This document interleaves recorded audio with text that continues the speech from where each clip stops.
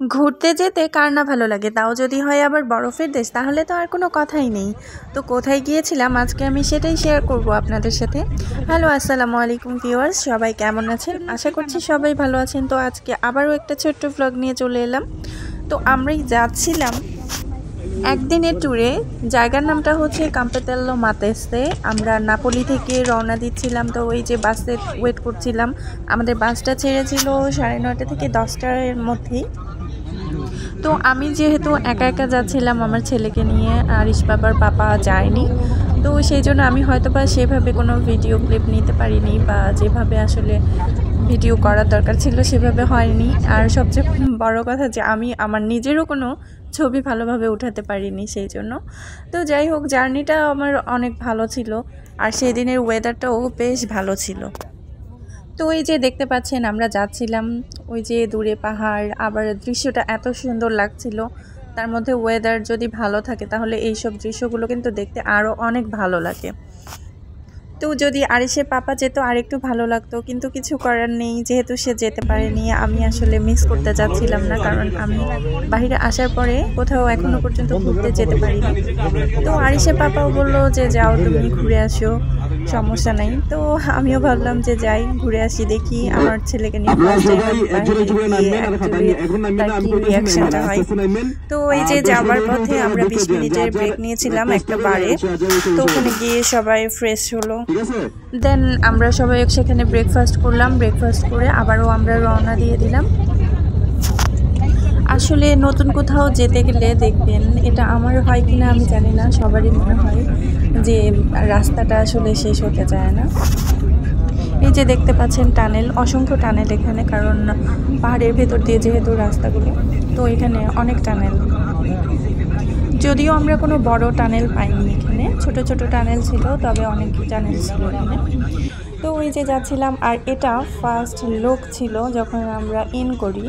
আসলে এখানকার ওয়েদারটা, আমরা এতক্ষণ যে আসছিলাম সেখানকার ওয়েদার আর এটা একদম মানে টোটালি আলাদা। সত্যি কথা বলতে আমার কাছে মনে হচ্ছিল যে আমি একটা পৃথিবী থেকে অন্য একটা পৃথিবীতে চলে আসছি, এইরকম একটা। ওই যে দেখেন দূরে পাহাড়, পাহাড়ের সাথে মনে হচ্ছিল মেঘ একদম মিশে গেছে। তো ওই যে আমরা পৌঁছে গিয়েছিলাম, পৌঁছে গিয়ে আমার ছেলেকে ফার্স্টে আমি বরফে বসিয়ে দিয়েছি। তো আমাদের গাড়ি যেখানে আমাদের ছিল, আমরা সেখান থেকে একটু দূরে হেঁটে হেঁটেই যাই। আর এই যে দেখতে পাচ্ছেন রাস্তার পাশ দিয়ে মানে পুরোটাই বরফ, আর আমরা এটা উঠেছিলাম পাহাড়ের অনেকটা উপরে।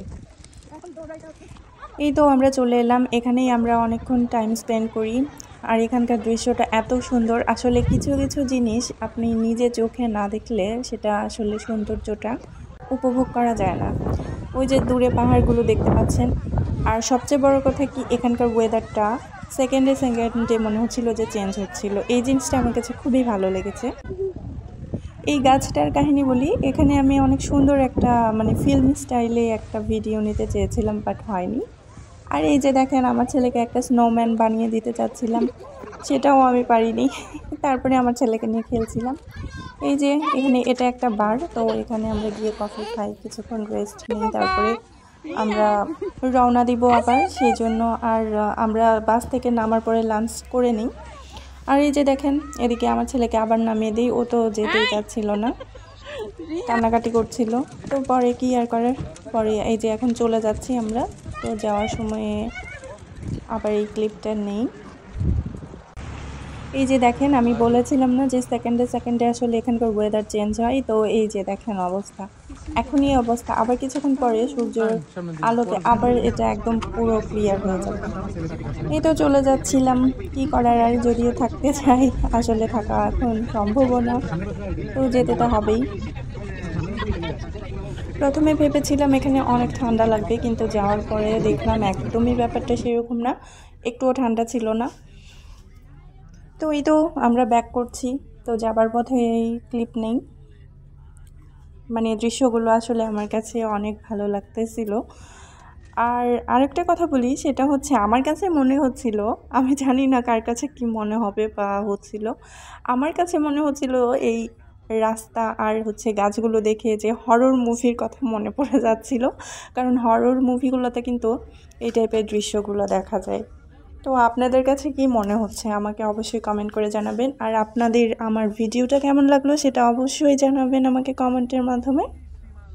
আর সবাই ভালো থাকবেন, আমাদের জন্য দোয়া করবেন। আবার নেক্সটে কোনো ভিডিওতে বা ছোট ব্লগে আপনাদের সাথে আবারও দেখা হবে। তো ভালো থাকবেন সবাই। আসসালামু আলাইকুম।